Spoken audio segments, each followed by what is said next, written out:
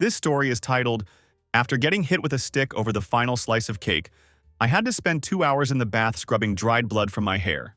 Sup Reddit, I'm literally shaking as I type this out on my phone right now.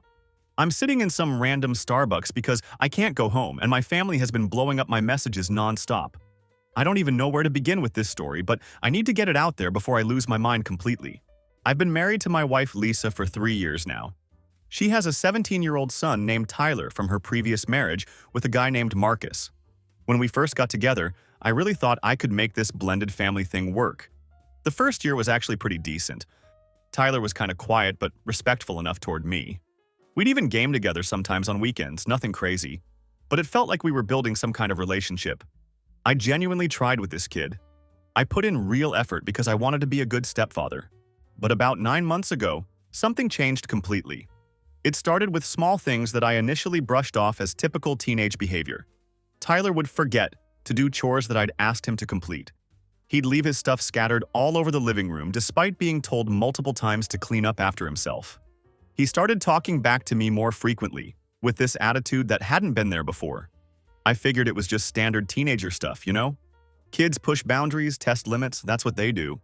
But then it escalated to something much worse. Tyler began timing his worst behavior for when his mother wasn't around to witness it. He'd wait until Lisa was out of the house or busy in another room. Then he'd call me Rent-A-Dad with this smirk on his face. He'd ask me when I was planning to move on, like all the others, implying that I was just another temporary male figure who would eventually disappear from his life. I'm not making this up. These were his exact words, delivered with calculated cruelty that felt way too mature for a teenager. Every time I tried to address this behavior with Lisa, she had an excuse ready. He's just adjusting to the new family dynamic, she'd say. It's just a phase he's going through. He's sensitive about male figures in his life because of his relationship with his father. The excuses went on and on. Whenever I attempted to have a serious conversation with her about Tyler's escalating disrespect, she'd get defensive and somehow turn the whole situation around. I'd end up apologizing for bringing it up in the first place. Looking back now, it was red flag city, but I was too emotionally invested to see the situation clearly. Fast forward to 4 days ago, and that's when everything completely fell apart.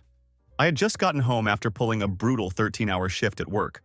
I was absolutely exhausted and hadn't eaten anything since lunch earlier that day. My stomach was growling, and all I wanted was to grab something quick and crash on the couch for a few minutes before dealing with anything else. I opened the refrigerator and found exactly 1 slice of leftover Chinese takeout from dinner the night before. A single piece of orange chicken that I'd been looking forward to all day. It wasn't much, but it was something. I heated it up in the microwave and sat down at the kitchen table, finally ready to eat after this marathon workday. I had barely settled into my chair when Tyler came stomping into the kitchen, demanding that I give him my food. "Dude, I just worked 13 hours straight and haven't eaten since lunch," I told him, trying to keep my voice calm and reasonable. "There's cereal in the pantry, or you could make yourself a sandwich. There's plenty of stuff in the fridge." His response was immediate and hostile. "My mom bought that food, not you." I felt my patience starting to wear thin, but I still tried to stay calm. "Actually, I paid for it yesterday with the grocery money," I explained, which was completely true. I had been the one who ordered and paid for that Chinese food. Tyler just rolled his eyes and shot back with, "Whatever, loser." At that point, I decided to ignore him completely and took a bite of my food. I figured if I didn't engage with his attitude, he'd eventually get bored and leave me alone. That's when everything went to hell in the worst possible way. The next thing I knew, there was this sharp crack across the back of my head that sent pain shooting through my skull. The little bastard had actually hit me with the wooden handle of our kitchen broom, and he hit me hard. The impact sent me falling forward, and my Chinese food went flying everywhere across the kitchen floor. I could feel blood starting to run down the back of my neck, and I was in complete shock at what had just happened. When I turned around to face Tyler, he was standing there with this half smile on his face, like he was trying not to burst out laughing at what he'd just done. The broom was still in his hands, and he had the audacity to look me straight in the eye and say, "Oh, sorry, man. The broom slipped." The broom slipped. Let that sink in for a moment. According to Tyler, the broom just slipped while he was doing what exactly? Sweeping the ceiling behind me? The excuse was so ridiculous. It would have been laughable if I wasn't bleeding from my head. That's when Lisa came running into the kitchen and saw me there with blood running down my neck. But here's the part that still makes my blood boil. She didn't ask if I was okay. She didn't show any concern for the fact that I was injured and bleeding. The very first words out of her mouth were, "Tyler, what did he do to you?" Let that sink in. I'm standing there bleeding from a head wound, and her immediate assumption is that I must have done something to provoke her precious son. She didn't even consider for a second that Tyler might be the one in the wrong here. I was so stunned by her response that I couldn't even speak. Tyler immediately went into innocent victim mode, claiming that he had just been cleaning and the broom had accidentally flown out of his hands. Lisa believed his story instantly, without question, without even asking for my side of what happened. She grabbed some paper towels from the counter and tossed them at me like I was an inconvenience, telling me to clean up before you bleed on the floor. I went to the bathroom to assess the damage to my head, and what I found was pretty alarming. My head was throbbing like crazy, pounding with this intense pain that made it hard to think straight. When I examined the wound in the mirror, I discovered a 3-inch gash that was bleeding pretty heavily. It probably needed stitches, but at that point I was so emotionally drained and shocked by what had just happened that I couldn't even process the idea of going to the hospital. I just washed off the blood as best I could with some wet paper towels and tried to stop the bleeding. I went to bed that night without saying another word to either of them. Lisa never even came to check on me or ask how I was feeling. She didn't offer to help clean the wound, didn't suggest we go to urgent care, didn't show even the slightest bit of concern for my well-being. The next morning at breakfast, Tyler was sitting there with this smug smirk on his face, like he was proud of what he'd accomplished. Lisa acted like absolutely nothing had happened the night before. No acknowledgement of the incident, no discussion about Tyler's behavior, nothing. I left for work the next morning still feeling dizzy and disoriented from the head injury. What choice did I have?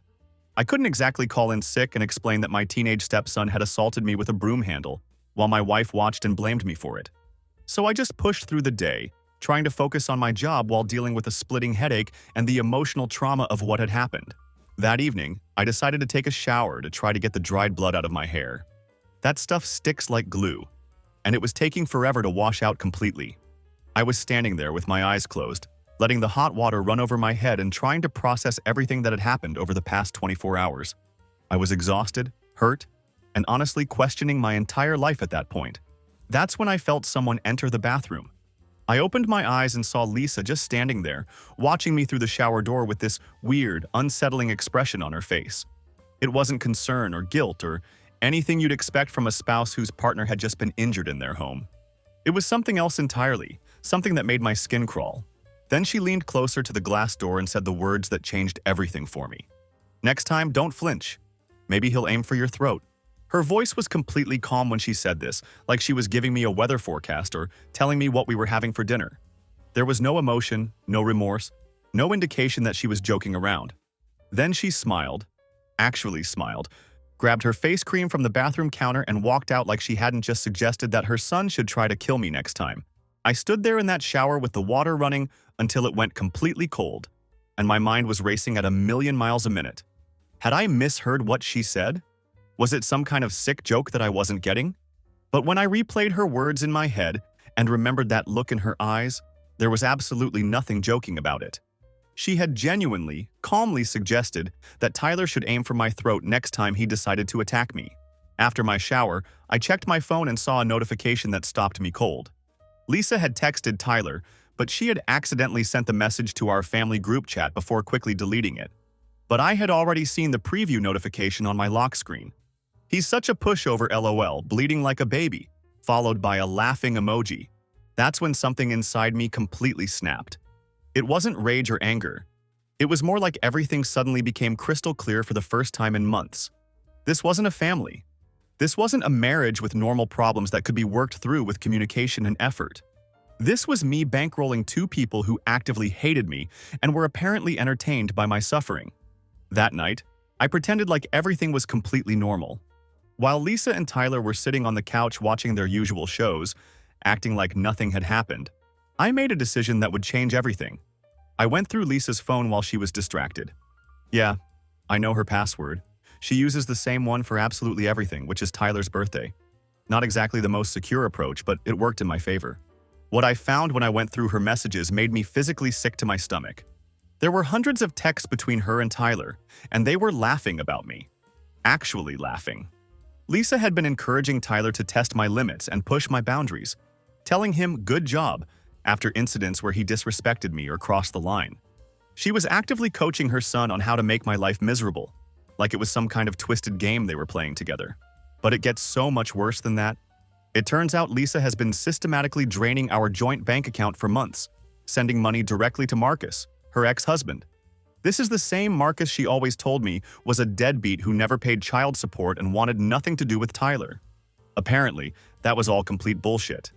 Not only were they still in regular contact, but she's been playing both sides of this situation. I found texts to her friends where she referred to me as her meal ticket and her temporary solution until she figures things out with Marcus. 3 years of my life. 3 years of trying to build a family and be a good husband and stepfather, and I was nothing more than a temporary solution to her financial problems. The betrayal was so complete and devastating that I felt like I couldn't breathe. Then I discovered the photos. Lisa had taken dozens of pictures of my personal belongings. My signed baseball collection that I'd been building since I was a kid, my father's watch that he'd given me before he died, and other irreplaceable items that held deep sentimental value. She had been sending these photos to her friends with messages discussing how much money they could probably get if they sold my stuff. These weren't just random possessions. These were things that represented my entire life history, things that could never be replaced. I carefully put her phone back exactly where I'd found it, making sure everything looked undisturbed. Then I went to bed and laid there for hours, staring at the ceiling while she slept peacefully next to me like nothing was wrong. But I wasn't just lying there feeling sorry for myself. I was planning. For the first time since this nightmare began, I had a clear picture of exactly who I was dealing with, and I started formulating a strategy.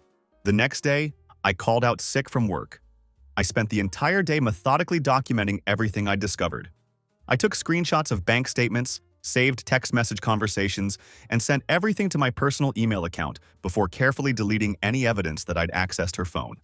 I took photos of the head wound that Tyler had given me, making sure to capture the full extent of the injury from multiple angles. That evening, I did something that would prove to be crucial later on. I started a voice memo recording on my phone during dinner and just left it running throughout the entire meal. I managed to capture Tyler making 3 separate comments about how accidents happen all the time around here, while staring directly at me with that same smug expression he'd worn after hitting me with the broom. I haven't confronted either of them about what I know yet.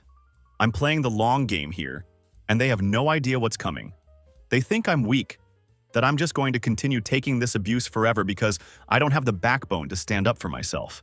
They have absolutely no idea what I'm capable of when I'm pushed this far.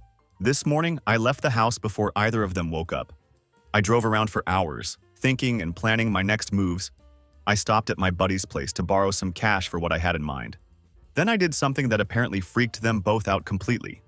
I turned off my phone for 7 straight hours. I just powered it down and enjoyed the absolute silence, the peace of not being accessible to people who were actively working to destroy my life. When I finally turned my phone back on here at this Starbucks, I discovered that I had 42 missed calls. 42, along with dozens of text messages saying, "Where are you?" and "We need to talk," and finally escalating to, "Please come home. We're worried about you." They're worried now. After Tyler's accident with the broom and Lisa's suggestion that he should aim for my throat next time, suddenly they're concerned about my well-being. The irony would be hilarious if it wasn't so infuriating. I haven't responded to any of their messages yet. They don't deserve to know what I'm thinking or planning. But trust me, this story is just getting started. I've never been a vengeful person in my life, but for this level of betrayal and abuse, I'm making an exception. I'll update you when there's more to tell, but right now I need to figure out my next move while these idiots continue blowing up my phone, thinking I'm going to come crawling back home like nothing happened. Stay tuned. This isn't over, not by a long shot. Update 1. What's up, everyone? First off, holy shit. The response to my last post was absolutely incredible. I never expected thousands of comments and messages. Thank you all for having my back during this nightmare. It's been 2 weeks since I discovered that my wife and stepson have been playing me like a damn fiddle, and these have been 2 of the longest, most emotionally draining weeks of my entire life. But I promised an update when things went down, so here we go with everything that's happened. After I turned my phone back on that day at Starbucks, I had a crucial decision to make. Option 1 was to confront them immediately and watch Lisa spin some elaborate bullshit story to try to manipulate the situation in her favor. Option 2 was to play the long game, continue gathering evidence, and execute a comprehensive plan that would expose everything they'd been doing. I chose option 2, and let me tell you, it was the hardest thing I've ever had to do in my life. I went home that night acting like absolutely nothing was wrong. Lisa was pissed that I'd been unreachable for 7 hours and started this whole guilt trip about how worried they had been. She went on and on about how Tyler thought something terrible had happened to me and how they'd been calling around to hospitals. Meanwhile, the kid was sitting there behind her back with that same smirk I'd come to know and hate. I just nodded along and said my phone had died and I'd been helping a buddy move some furniture. She didn't believe me, but whatever. I wasn't looking for her approval anymore. That night, while they were both sleeping, I started what I now call Operation Get the Fuck Out. My first priority was securing my finances because I realized that Lisa had access to way too much of my money. The next morning, I went to a completely different bank across town and opened a brand new account that she would have no knowledge of. I changed my direct deposit information at work and told my supervisor I needed it processed immediately. He didn't ask any questions, thank God. Thanks, Steve. You're a real one. Next, I started going through our finances with a fine-tooth comb, and what I discovered was so much worse than I had initially thought. Not only had Lisa been systematically siphoning money from our joint account to send to Marcus, but she had also opened 3 credit cards in my name that I never knew existed. 3 fucking credit cards. I'm not kidding about this. She had been incredibly careful about it. All the statements were being sent to her email address, and she'd been making minimum payments on time so I wouldn't get any collection calls or notices. But she had racked up over $9,000 in debt buying designer clothes and gaming equipment for herself and Tyler, plus funding a weekend trip that I never even knew about. My credit score had been destroyed, and I had absolutely no idea until I started digging into everything. I took screenshots of every single transaction, downloaded all the statements, and recorded dates, times, and amounts for everything. I started building a comprehensive document that listed every penny that had disappeared from our joint account. Then I did something that completely changed my perspective on this entire situation. I found Marcus on social media. I wasn't planning to message him at first. I just wanted to see what this guy was actually like, since Lisa had painted him as such a deadbeat. But his profile was full of pictures of him coaching Tyler's old baseball team and posts about missing his son. Nothing about him seemed like the irresponsible, abusive loser that Lisa had described to me for 3 years. So I took a chance and sent him a message. I kept it simple and just said I needed to talk to him about Lisa and Tyler. He responded within 3 minutes, which told me he was definitely not the disinterested father Lisa had made him out to be. What Marcus told me absolutely blew my mind. It turns out he's been fighting for more time with Tyler for years, but Lisa has been systematically blocking his efforts. She's been telling the family court that Marcus doesn't pay child support, but he does, and he had all the receipts to prove it. She's also been claiming that he's verbally abusive and unstable, which according to Marcus is complete bullshit. Meanwhile, she's been telling Tyler that his father doesn't want to see him, effectively poisoning the kid against his own dad. Marcus sent me screenshots going back 4 years of him trying to arrange visits that Lisa had blocked, birthday messages to Tyler that Lisa never delivered, and court documents showing that he had never missed a single child support payment. This woman is like some kind of evil genius, playing all of us against each other for her own benefit. But wait, it gets even better. While I was digging through our home office, I found Lisa's old laptop. It was password protected, but she uses the same password for everything. Tyler's birthday, remember? When I got into it, I found a hidden folder full of photos of her and Marcus together from 7 months ago. 7 months ago, while we were married. And these weren't just friendly co-parenting photos either, if you catch my drift. So now I had concrete proof of financial fraud, credit cards opened in my name without my knowledge, systematic theft from our joint account, infidelity, lying to the courts about her ex-husband, and encouraging her son to physically harm me. But even with all of this evidence, I still wasn't ready to pull the trigger. I knew I needed more ammunition if I was going to completely expose the scope of their deception. I bought a small voice-activated recorder online for $45. It arrived the next day, and I carefully hid it under the coffee table in our living room, where Lisa and Tyler usually hung out when I wasn't home. I left it running for 4 straight days while I was at work. And when I finally listened to the recordings, I almost threw up from sheer disgust. The way they talked about me when I wasn't there was absolutely sickening. Lisa was calling me her walking ATM and laughing about how easily manipulated I was. Tyler was bragging about how he had hit me with the broom and describing in detail how satisfying it had felt to watch me fall forward and bleed. Lisa was telling him she was actively working on Marcus to take her back so she could ditch the loser, meaning me. They even discussed specific strategies for how they could convince me to put the house in both our names so she'd be entitled to half of it when she eventually left me. She had been planning this exit strategy for months, maybe even years. The recorder also caught Lisa on the phone with someone, probably her friend Rebecca, saying that the investment, meaning me, wasn't paying off like she had hoped because I was too careful with money. She complained that I wasn't as wealthy as she had thought when we got married, and she was frustrated that I didn't have a trust fund or family money she could access. Sorry, I don't have a trust fund, Lisa. Some of us actually work for our money instead of scheming to steal it from other people. I was absolutely seething inside, but I continued playing the role of the normal, oblivious husband at home.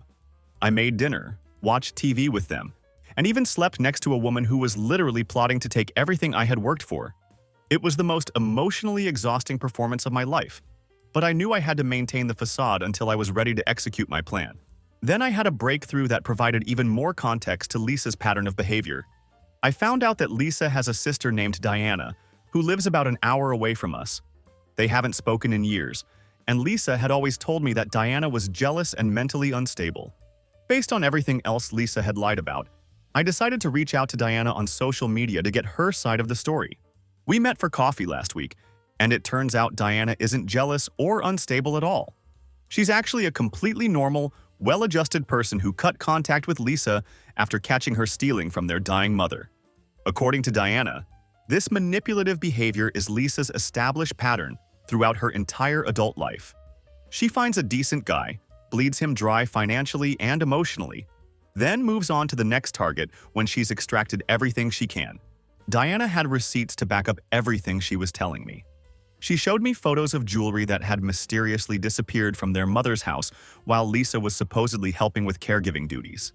She had screenshots of Lisa bragging to mutual friends about her system for finding providers and describing the men in her life as financial resources rather than romantic partners. Diana even warned me that Lisa likely had a detailed exit plan that would involve making me look abusive or unstable so she could gain sympathy and financial support from her next victim. The entire time I was gathering all of this evidence and documentation, I was still acting completely normal at home. It was hands down the hardest 2 weeks of my entire life. Pretending that everything was fine while knowing I was living with people who literally hated me and were actively working to destroy my life. I had to sit across from them at dinner every night, watch Tyler smirk every time Lisa made some subtle dig at me, and act like I didn't know exactly what they were planning. Then last Thursday, my opportunity finally presented itself. Lisa casually mentioned that she was thinking of taking Tyler to visit her cousin for the weekend. It would be a 4-hour drive away, and she wanted to know if I would be okay being alone for the weekend. Would I be okay? I had to fight to keep from smiling when she asked. I acted reluctant at first, telling her I would miss them both terribly. The words tasted like poison coming out of my mouth, but I sold the performance. I even offered to come with them on the trip.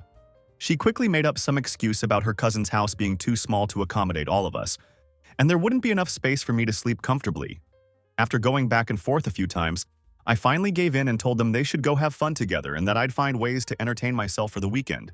As soon as their car pulled out of the driveway on Friday afternoon, I put my plan into action.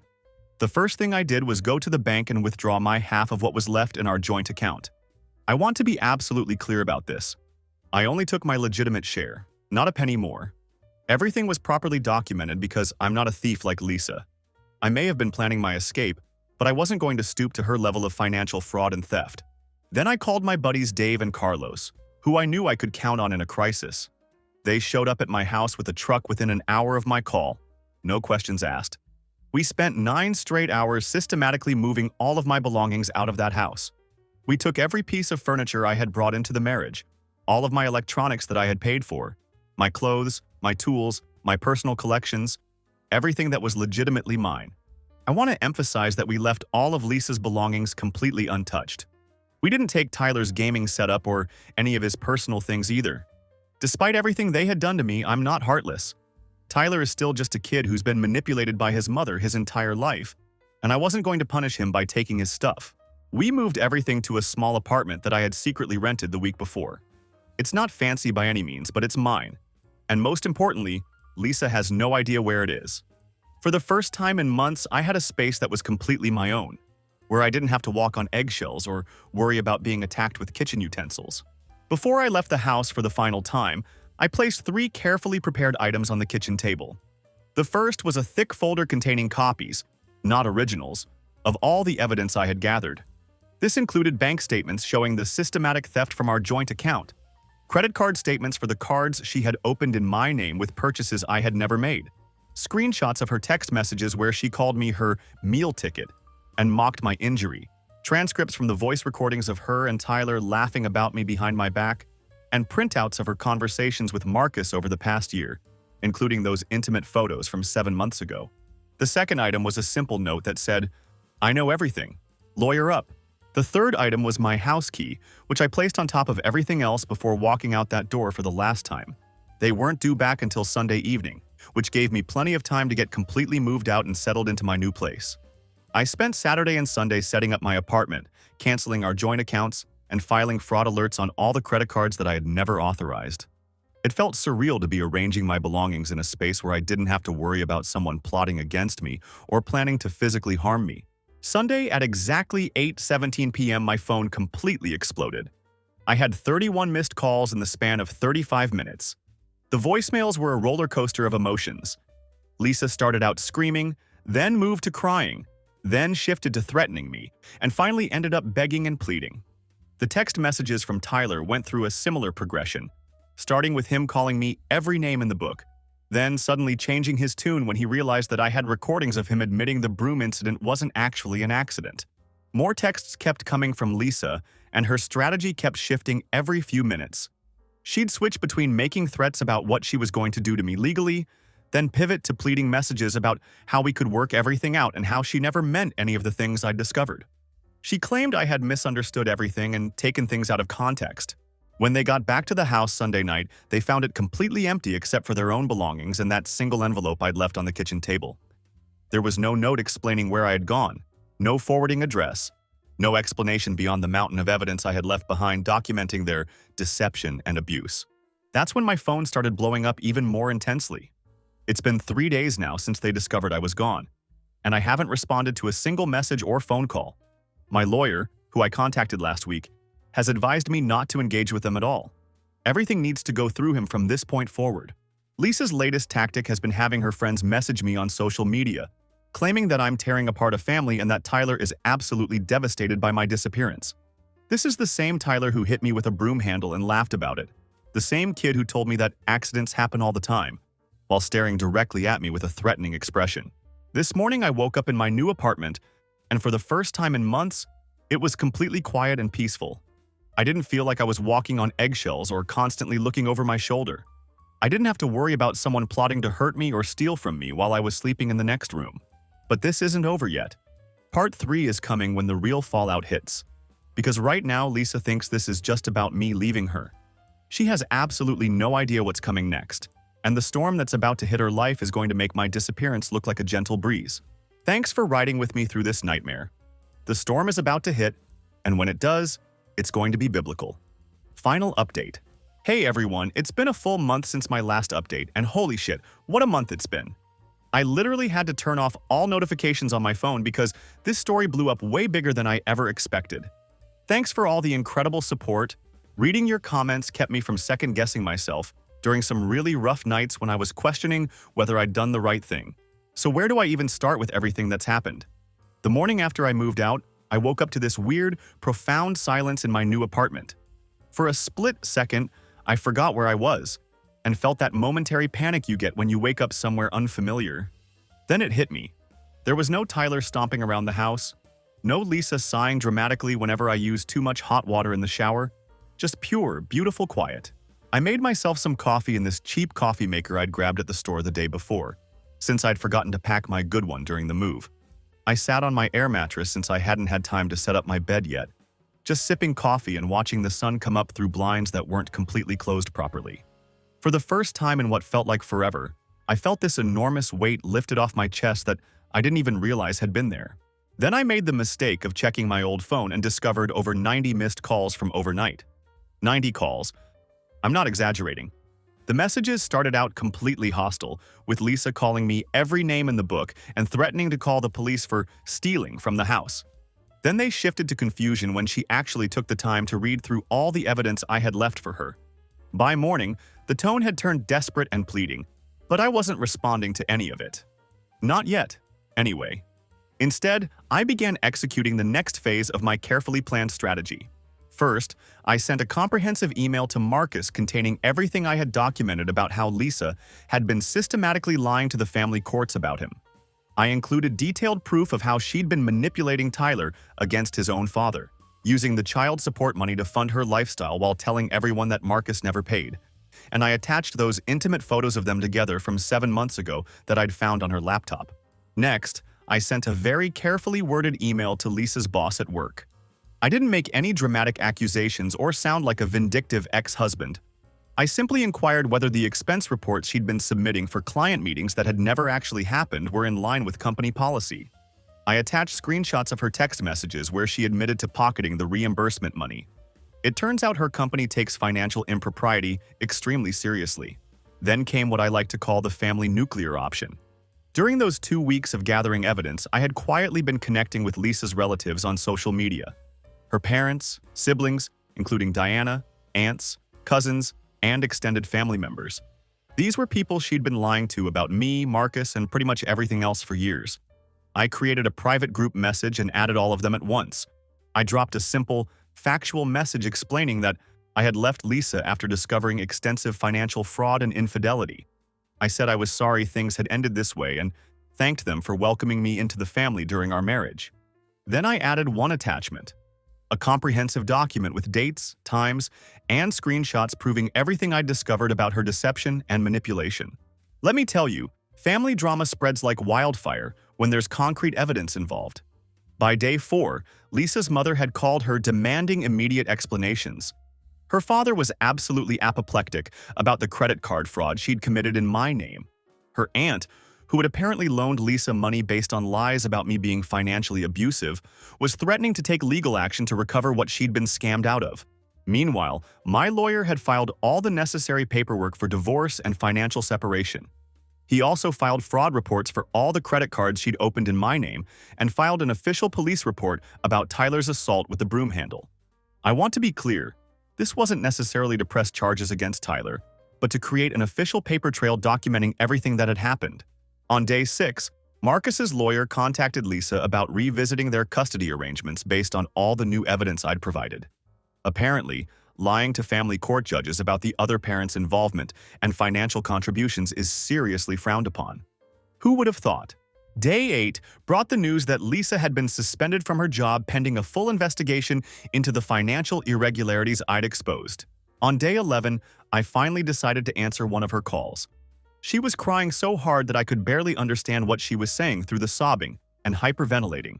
She was begging me to call off what she described as the attacks from all sides, claiming that I had completely ruined her life and that she was about to lose everything: her job, custody of Tyler, her family's support, and the house she couldn't afford without my income. I let her talk herself out completely. I didn't interrupt, didn't gloat, didn't try to argue with her. I just listened to her unload all of her panic and desperation.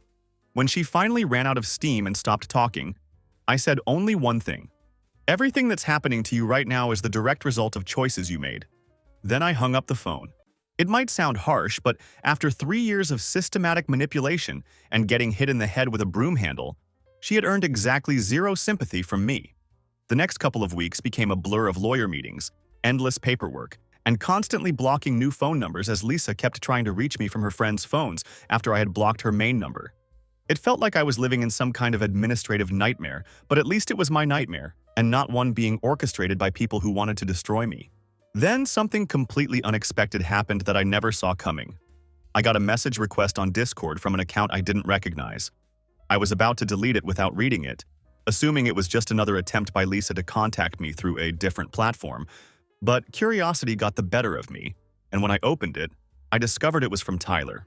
The message wasn't what I expected at all. There was no cursing, no threats, no attitude, just a simple statement. I didn't know about the credit cards or the stuff with my dad. Can we talk? Against every instinct and against my better judgment, I agreed to meet him at a coffee shop near my new apartment. I chose a public location during daytime hours, specifically because I wanted no chance of any kind of ambush or manipulation. When I arrived at the coffee shop, Tyler looked completely different from the smug, hostile teenager I remembered. He seemed smaller somehow, with his shoulders hunched and dark circles under his eyes that suggested he hadn't been sleeping well. It turns out he'd been sleeping on his friend's couch for the past week because the electricity had been shut off at the house. Lisa hadn't been paying the utility bills for 3 months, apparently using that money for God knows what other schemes or expenses. We sat in this incredibly awkward silence for what felt like an eternity before Tyler finally spoke. He told me that his mother had been feeding him lies about Marcus for his entire life, and that after I left, Marcus had reached out to him directly. Marcus had shown Tyler concrete proof of all the times over the years that he had tried to see his son, but Lisa had systematically blocked those attempts. Tyler was completely shell-shocked by the revelation that his whole understanding of his family's situation had been built on lies.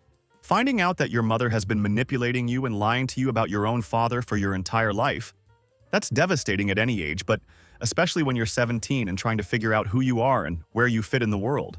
Then Tyler did something that genuinely surprised me.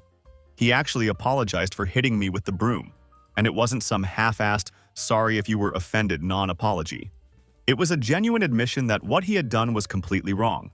He explained that his mother had been encouraging him for months to test my boundaries and push my limits, always with the goal of making me snap so she could paint me as the unstable, aggressive one when she eventually left. He said he had been carrying around so much anger for so long that he just aimed it wherever his mother pointed him.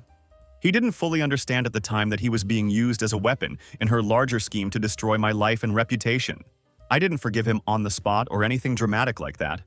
The trauma of being physically attacked in my own home is going to take time to process, and trust doesn't get rebuilt overnight. But I did tell him that I was genuinely glad he was finally able to have a relationship with his real father again. It turns out that Marcus had filed for emergency custody of Tyler, and Tyler was now staying with him while Lisa tried to claw her way out of the massive hole she had dug for herself. Having his son back in his life after years of being blocked from seeing him was apparently life-changing for Marcus, and Tyler was discovering what it was like to have a parent who actually cared about his well-being rather than using him as a tool for manipulation. As for Lisa herself, karma wasn't just being a bitch. It was operating an entire kennel of revenge. Her parents had discovered that she'd been stealing money from her grandmother's retirement fund, which was apparently the final straw that completely severed their relationship with her. They cut her off financially and emotionally, refusing to enable her destructive behavior any longer. Her suspension from work had turned into outright termination after the company conducted a deeper audit and discovered the full extent of her financial misconduct. There were apparently potential legal consequences beyond just losing her job, depending on how much money was involved in her fraudulent expense reports. The house was going into foreclosure because, surprise, surprise, she hadn't been making mortgage payments for months. She had just been pocketing my contributions to the household expenses while letting all of our actual bills go unpaid. The financial house of cards she'd been building was finally collapsing under its own weight. Lisa had been desperately trying to control the narrative on social media, posting long, rambling messages trying to paint herself as the victim of an abusive husband who had abandoned his family. But the receipts I had shared with her extended family had made their way around her social circle, and nobody was buying her victim story anymore. When you have documented proof of someone's lies and manipulations, it's pretty hard for them to maintain their false narrative. The last I heard, she was staying with her friend Rebecca and selling her designer handbags online to try to make rent money. These were the same expensive bags she had bought with the credit cards she'd opened fraudulently in my name, so there was a certain poetic justice to watching her have to liquidate her ill-gotten gains just to survive. Yesterday, I got served with divorce papers, but they weren't from my lawyer. Lisa had somehow found some budget attorney who was willing to take her case, probably because she convinced them she was the wronged party in all of this. The filing itself was absolutely laughable. She was asking for alimony, half of all our assets, and claiming emotional distress damages from my supposedly abusive behavior. My lawyer took one look at the paperwork and started laughing. He told me the case would be thrown out the minute any judge saw even a fraction of the evidence we had documenting her fraud, theft, and systematic deception. When you have bank records, credit card statements, voice recordings, and testimony from multiple witnesses all proving that someone has been stealing from you and lying to courts, their chances of getting anything in a divorce settlement become pretty much zero. So where am I now after this entire nightmare? I'm still living in my small apartment, though I've definitely upgraded from that air mattress to a real bed and gotten most of my belongings properly organized. I started going to therapy last week because 3 years of systematic gaslighting and emotional manipulation does serious damage to your mental health, and I need to work through all of that before I can even think about moving forward with my life. Dating? Hell no, I'm nowhere near ready for that minefield yet. I need to completely unfuck my own head and learn to trust my instincts again before I even consider letting another person into my life romantically. I've got a lot of healing to do before I'm ready to be vulnerable with someone else. The weirdest thing about my life now is how completely normal everything feels. I can make my own meals without someone constantly criticizing my food choices or cooking methods. I can watch whatever I want on TV without having to negotiate or compromise with people who don't actually care about my preferences. Most importantly, I'm not walking on eggshells in my own home anymore, constantly worried about saying or doing the wrong thing and setting off another round of manipulation or abuse. I actually ran into Tyler and Marcus at the grocery store last week, which was awkward as hell but remained completely civil. Tyler is staying in school and getting counseling to work through all the psychological damage that Lisa's manipulation caused over the years. Marcus seems like a genuinely decent guy who got screwed over by the same woman who nearly destroyed my life. It's strange to think that if Lisa hadn't been so greedy and hadn't pushed things too far with the physical violence, I might never have discovered the truth about any of this. Is this story completely over? Almost. The divorce should be finalized within the next few months, and the credit card fraud investigation is still ongoing with potential criminal charges pending. I'm taking everything day by day and focusing on rebuilding my life from the ground up. But let me tell you something I never expected to feel again after everything I've been through. Genuine peace. Just straight up, boring, beautiful peace. I don't have a wife whispering threats about throat slitting while I'm trying to wash blood out of my hair in the shower. I don't have a stepson waiting around corners looking for opportunities to accidentally hurt me again. I'm no longer anyone's ATM emotional punching bag or convenient target for abuse and manipulation. The other day I was driving home after grabbing some takeout food, and this song came on the radio that Lisa used to love. A month ago, hearing that song would have sent me into a complete emotional spiral, bringing back all the trauma and self-doubt. But this time, I just turned up the volume and kept driving without any negative emotional reaction at all. That's when I knew for certain that I was going to be okay and that I had made the right choice in leaving. So that's it, everyone. That's the end of the craziest, most emotionally devastating chapter of my entire life. Thank you all for riding with me through this nightmare and for all the support you've shown me throughout this process. Your comments and messages kept me sane during the moments when I was doubting myself and wondering if I was overreacting to everything that had happened. Special shout out to all the people who sent me simple recipes when I mentioned I was basically living on ramen noodles during my first week in the apartment. That chicken dish with the ranch powder seasoning was actually incredible and became a regular part of my meal rotation.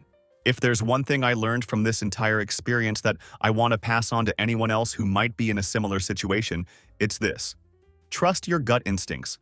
If something feels wrong in your relationship, it probably is wrong. Document everything that seems suspicious or manipulative. And when someone shows you who they really are through their actions, believe them the first time instead of making excuses for their behavior like I did for way too long. Peace out, everyone. Thanks for being part of this journey with me.